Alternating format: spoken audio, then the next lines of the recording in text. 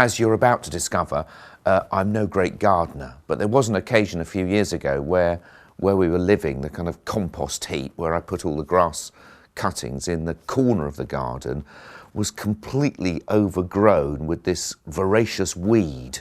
And Rebecca, my wife, kept on kind of saying, we've got to do something about, those weeds are going to take over the whole garden.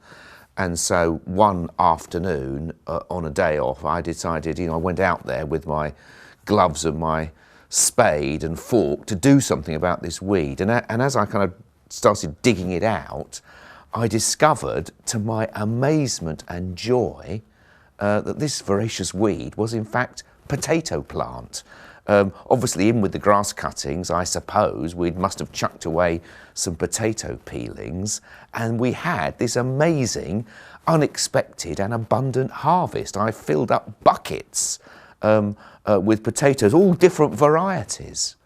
And I've always kind of carried with me that, I know it just says something about the fact I know nothing about gardening, but it was the amazement of it which stays with me.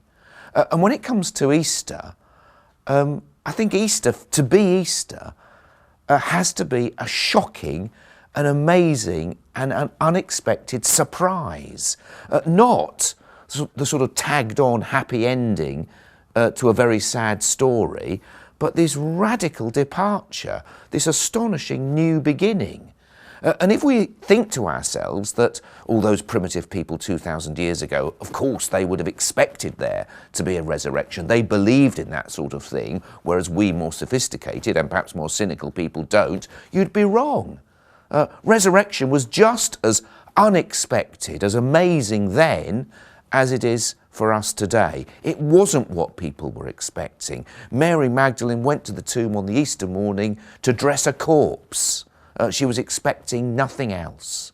And then she finds the tomb empty. She encounters the risen Jesus. She thinks he is the gardener. Well, actually, she's right. He is the gardener, a real gardener, tending a new creation.